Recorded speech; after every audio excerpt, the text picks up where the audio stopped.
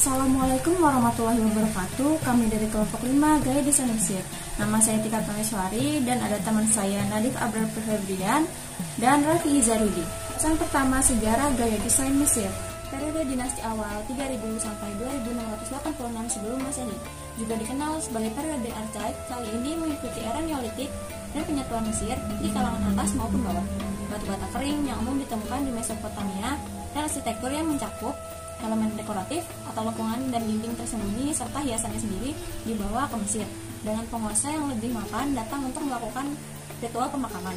Orang Mesir kuno terkenal dengan praktik pemakaman mereka yang rumit bagi para penguasa dan sejenisnya. Pada periode awal ini, disinilah hal-hal seperti piramida dibuat, yang merupakan struktur yang menggunakan serangkaian platform datar dan mastaba. Sebuah makam Mesir kuno mulai digunakan lebih sering oleh kelas elit Mesir. Ketika kita memikirkan makam kuno Mesir, kita berbicara tentang orang berkarya di masyarakat ini yang menciptakan struktur dan potongan seni yang rumit untuk menghormati orang mati atau mengirim mereka ke alam baka. Catatan menarik yang harus dibuat adalah bahwa banyak karya seni yang terbongkar sebagai bagian dari makam yang rumit sepanjang sejarah ini sebenarnya tidak dimaksudkan untuk dilihat atau digunakan oleh orang hidup. Raja pertama Mesir diidentifikasi sebagai Menes atau Namr. Saat ini yang diyakini mereka adalah orang yang sama, jadi lebih sering disebut seperti itu, dan Anda akan menemukan orang yang menyebut Firaun pertama sebagai Namr. Masuk ke bagian kerajaan lama tahun 2686 sampai 2181 sebelum Masehi. Era kerajaan lama dimulai sekitar dinasti ketiga Mesir. Ini bertepatan dengan Djoser yang memerintah selama beberapa dekade di suatu tempat sekitar 2691 sampai 2625 sebelum Masehi. Djoser memerintahkan pembangunan piramida pertama di Saqqara yang disebut piramid Djoser. Di sepanjang era kerajaan lama, piramida pertama Mesir diciptakan. Ini juga pada masa pemerintahan Djoser bahwa kita mendapatkan wazirnya. Imhotep mungkin Anda kenal sebagai necromancer aneh dan berkuasa dari seri film Mumi. Pada kenyataannya, Imhotep adalah seorang arsitek, insinyur, dan dokter.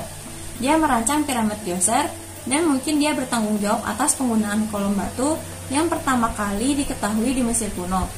Kemudian, ia dipuji sebagai penyair dan filsuf berkat status ilahi yang dia terima setelah kematian sekitar 2000 tahun setelah kematiannya.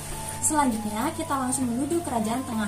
Era ini membawa kita ke patung blok yang merupakan patung peringatan yang menggambarkan sosok jongkok atau duduk dengan tangan terbaring di atas lutut mereka. Seringkali, sosok itu menggunakan jubah, membuat tubuhnya menjadi bentuk seperti blok. Ada dua jenis patung dalam model ini, dengan jubah yang menutupi kaki atau dengan kaki yang terbuka. Para bangsawan juga membuat banyak patung lainnya. Ini tidak seperti banyak karya seni sebelumnya, termasuk penggambaran wanita dalam konteks yang tidak ada hubungannya dengan menjadi patung kesuburan atau dewi. Menariknya, patung-patung ini mampu menunjukkan standar kecantikan, riasan, dan gaya rambut dari periode waktu di dalam ukiran itu sendiri. Masuk ke era kerajaan baru, dimulai ketika Ahmose mempertemukan Mesir sekitar dinasti ke-17. Era ini terkenal karena masa di mana bangsawan cukup boros. Beruntung bagi dunia seni, saat orang kaya itu mewah, karya seni yang fantastis cenderung tercipta. Apakah cara yang paling baik untuk menunjukkan kekayaan atau menghormati orang yang hidup dan yang mati dibandingkan dengan lukisan, pahatan, dan lainnya? Periode Amarna, pada akhir abad ke-18 dinasti terlihat perubahan dalam gaya keseluruhan seni, lebih androgini dan ekspresif dari sebelumnya. Jari-jari tangan, kaki panjang dan ramping, wajah memanjang, dan perut, paha, dan dada terbukti lebih gemuk dari sebelumnya. Sebelumnya, tokoh akan diperlihatkan memiliki dua kaki kanan atau dua kaki kiri, sementara dengan gaya Amarna, masing-masing memiliki kaki kanan dan kaki kiri. Sekitar 1200 sebelum Masehi, Ramses dan mereka yang mengikuti memusatkan perhatian pada karya besar termasuk potongan gambar di mana desain dipotong menjadi batu dan bukan latar belakang yang dipotong. Karena potongan-potongan ini besar, mereka tidak begitu detail seperti karya-karya kecil sebelumnya. Sepanjang masa kerajaan baru, orang-orang mati dikubur bersama kitab orang mati, kumpulan teks yang terdiri dari mantra yang dimaksudkan untuk membantu perjalanan seseorang ke alam baka, ditulis dan dilukis pada papirus dan dikuburkan bersama mereka di peti mati. Tradisi ini terus berlanjut sampai era berikutnya. Orang-orang yang membuat teks-teks ini untuk diri mereka sendiri atau untuk orang kaya yang dicintai, karena papirus mahal harganya, dan menciptakan buku semacam itu bisa mengumpulkan gaji hingga setengah tahun. Menariknya, koleksi pra dibuat dapat dibeli. memungkinkan pembeli untuk memiliki nama orang mati ditempatkan dalam teks setelah pembelian. Papyrus Ani adalah contoh dari satu buku semacam itu. Selanjutnya, periode akhir. Beberapa saat setelah kerajaan baru datang pada periode akhir, skala karya seni berkurang dibandingkan era yang pernah ada sebelumnya. Angka perunggu menjadi lebih umum selama masa ini dan berlanjut ke periode Ptolemeus yang diikuti. Hewan, terutama tokoh seperti Bastet dan Apis, dibuat dalam bentuk perunggu selama periode akhir. Setelah periode akhir, Mesir diambil alih oleh Persia, Yunani, dan Romawi dalam urutan itu. Alexander Agung menaklukkan Persia untuk mewujudkan kerajaan Ptolemeus tahun 332 sampai 30 sebelum Masehi, dan kemudian Octavius mengalahkan Mark Antony, menyingkirkan Cleopatra, dan merubah Mesir atas nama Kekaisaran Romawi tahun 30 sebelum Masehi sampai abad ke-4 Masehi. Dua orang yang berpengaruh terhadap kesenian atau gaya desain Mesir. Yang pertama ada Kabeknet. Kabeknet merupakan seorang seniman yang tinggal di Deir el Medina di tepi barat Sungai Nil, di seberang Tebes selama masa pemerintahan Ramses II. Ia adalah putra Senjem dan Lineferti dan menikah dengan Sahti dan mungkin Isis. Ia dimakamkan di makam Ancient Egyptian Tomb di desa Necropolis. Gelar-gelarnya termasuk hamba di tempat kebenaran, yang berarti ia mengajarkan penggalian dan dekorasi di dekat makam kerajaan. Yang kedua ada Pasedu. Pasedu merupakan seorang seniman yang tinggal di Deir el Medina di tepi barat Sungai Nil, di seberang Tebes. Selama masa pemerintahan Seti pertama, Pasedu adalah putra Mena dan Hui. Istrinya bernama Nechmet Behdet. Pasedu dimakamkan di TT3 dan kemungkinan TT326. Gelar-gelarnya termasuk hamba di tempat kebenaran, yang berarti ia mengerjakan panggilan dan dekorasi di dekat makam kerajaan. Pasedu tampaknya menggantikan Baki sebagai mandor di sisi kiri selama masa pemerintahan Ramses II. Ken merupakan seorang seniman yang tinggal di Deir el Medina di tepi barat Sungai Nil, di seberang Tebes selama masa pemerintahan Ramses II. Gelar-gelarnya termasuk hamba di tempat kebenaran, yang berarti ia mengerjakan panggilan dan dekorasi di dekat makam kerajaan. Ia dimakamkan di TT4 di desa Necropolis. Ken menyajikan banyak monumen di dalam dan sekitar Al-Medina. Adegan di makamnya menggambarkan Ramses II dan wazirnya Passer yang memberi petunjuk bahwa Ken berasal dari masa awal pemerintah Ramses II. Sennacherib merupakan seorang seniman Mesir kuno yang tinggal di Said Ma'at, atau diterjemahkan sebagai tempat kebenaran. Deir el Medina modern di tepi barat Sungai Nil di seberang Tebes selama masa pemerintah Seti I dan Ramses II, dimakamkan bersama dengan istrinya Lineferti dan keluarga di desa Necropolis. Makamnya ditemukan pada tanggal 31 Januari 1886. Ketika makam Sennacherib ditemukan, di dalamnya terdapat perabotan biasa dari rumah.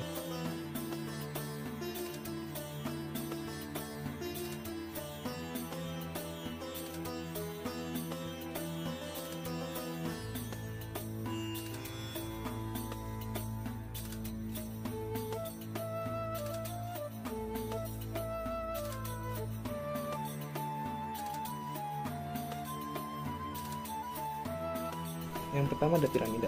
Piramida yang bertinggi 146 meter, panjang di sisi bawah 230 meter, areal 52.900 meter, persegi 2,3 juta batu-batuan, dibangun dinasti keempat sekitar tahun 2000 sebelum Masehi oleh Raja Chops. Yang kedua ada hieroglyph. Hieroglyph di pusara Ratu Anorkhetsef atau bertema religius dicat berada pada dinding atau atas pusara, ditempatkan di lembah batu. Yang ketiga ada relief. Paroh Kenten menetapkan Dewata Aton sebagai penguasa tertinggi. Relief menunjukkan Akhenaton sedang menawarkan sesuatu ke Dewa Aton yang dilukiskan sebagai matahari. Yang keempat ada kuil. Kira-kira 1800 BC banyak kuil yang dibangun oleh Al-Kamak. Yang paling utama adalah dibuat oleh Tutmosis III yang menguasai Mesir 1400 BC.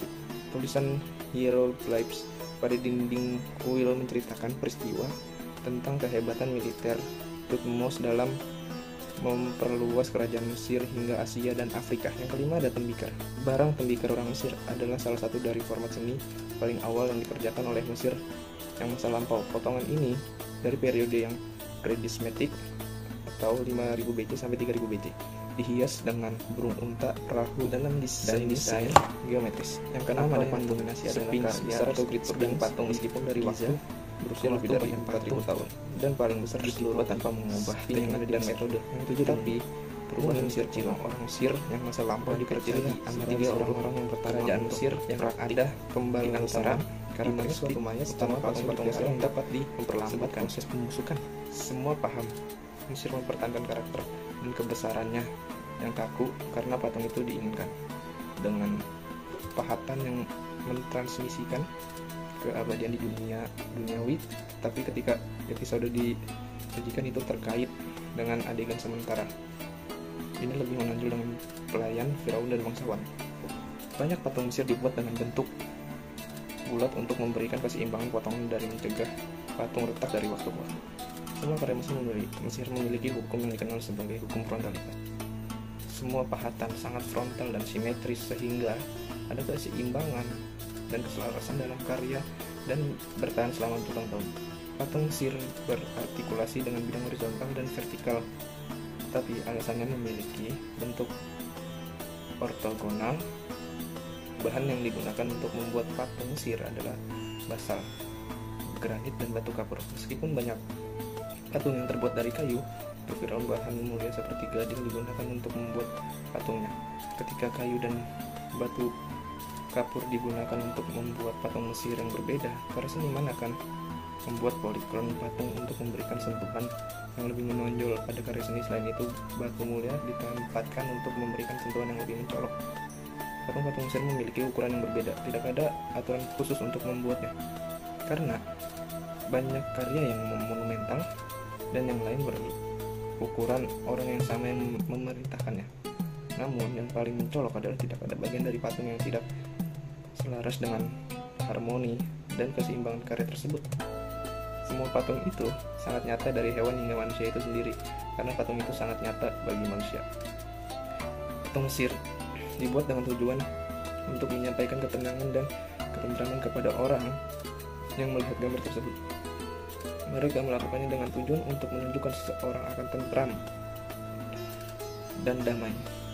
Kesimpulan, periode kekuasaan Mesir kuno adalah berupa pembentukan dinasti, yaitu suatu teokrasi di mana para penguasa sebagai penguasa memikir dan juga mengangkat diri sebagai dewa.